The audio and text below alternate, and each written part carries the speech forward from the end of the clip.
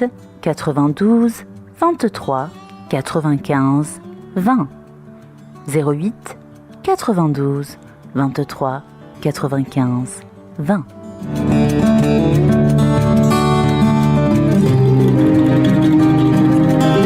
Alors vous avez entendu Twitter, il a proposé à Elon Musk de l'acheter, plusieurs milliards de dollars, mais je crois qu'il ne va pas l'acheter, c'est abandonné, c'est un coup. Un coup avec plusieurs bouts, peut-être, mais deux bouts que moi je le sais, je l'ai vu, que je vais vous dire. Un, c'était économique, deux, c'était politique. Déjà, vous savez, par exemple, quand vous mettez 1 milliard de dollars, vous achetez des parts dans une société, vous dites que je veux l'acheter, vous avez accès à toute la comptabilité et tous les secrets de la société, puisque vous voulez l'acheter, et c'est votre droit d'aller naviguer, espionner, chercher, consulter tous les dossiers. Alors déjà, quand il a fait toute cette consultation, enfin son équipe, ils ont compris que, par exemple, il y a beaucoup de 80% des comptes au nom de militants de Biden, c'est des fakes, c'est-à-dire 80% c'est seulement une seule personne, une seule société, et beaucoup d'autres choses, comme quoi ils ont plus de centaines de personnes qui censurent les gens, vous voyez, pour censurer seulement. Allô, oui, bonsoir. C'est qui? Bon, ne quittez pas. Alors, on est en train de parler de Twitter, on va les laisser pour tout à l'heure, mais nous avons Bruno avec nous. Voilà, on va le prendre Bruno, après on va continuer l'histoire de Twitter.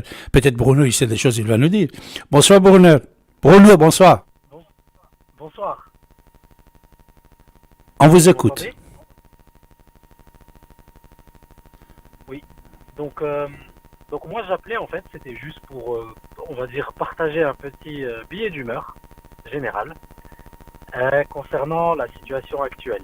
Donc aujourd'hui, il y a plein de choses qui se passent, comme par exemple la guerre en Ukraine. Il y a pas mal de gens qui sont venus en parler sur votre antenne, les élections présidentielles, pas mal de, on va dire, de débats sur des sujets de société.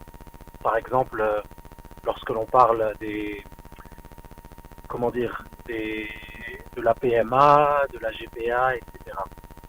Et en fait, l'impression que j'ai aujourd'hui, c'est que il y a beaucoup de choses très importantes qui se passent, comme par exemple la guerre en Ukraine ou alors des bouleversements économiques, mais j'ai le sentiment que on essaye en fait de nous occuper avec des sujets un peu moins importants, ou même beaucoup moins importants, et qui ont attrait à de la vie personnelle. Par exemple, les gens vont beaucoup se déchirer sur les orientations sexuelles des gens, sur les convictions religieuses. Et en fait, j'ai l'impression que ça occulte tout ce qui se passe et qui est important dans ce monde. Donc je ne sais pas si mon sentiment est partagé ou si je suis le seul à penser ça.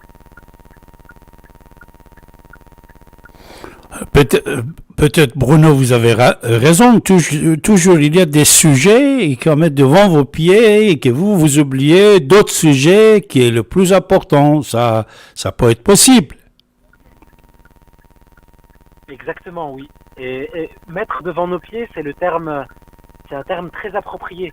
Parce qu'aujourd'hui, quand on regarde la télévision, par exemple, il y a énormément de débats. Il y a de plus en plus d'émissions de débats comparé à il y a peut-être 10, 15 ou 20 ans.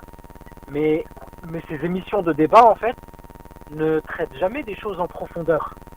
Les choses sont toujours traitées de façon superficielle. Il s'agit d'avoir des gens qui représentent des stéréotypes, des avis très tranchés, et ça nous permet en fait de nous distraire. C'est toujours des sujets très complexes qu'on simplifie énormément, et on met une partie pour, une partie contre, on laisse pas de place à la nuance, et j'ai le sentiment que ça nous occupe énormément, et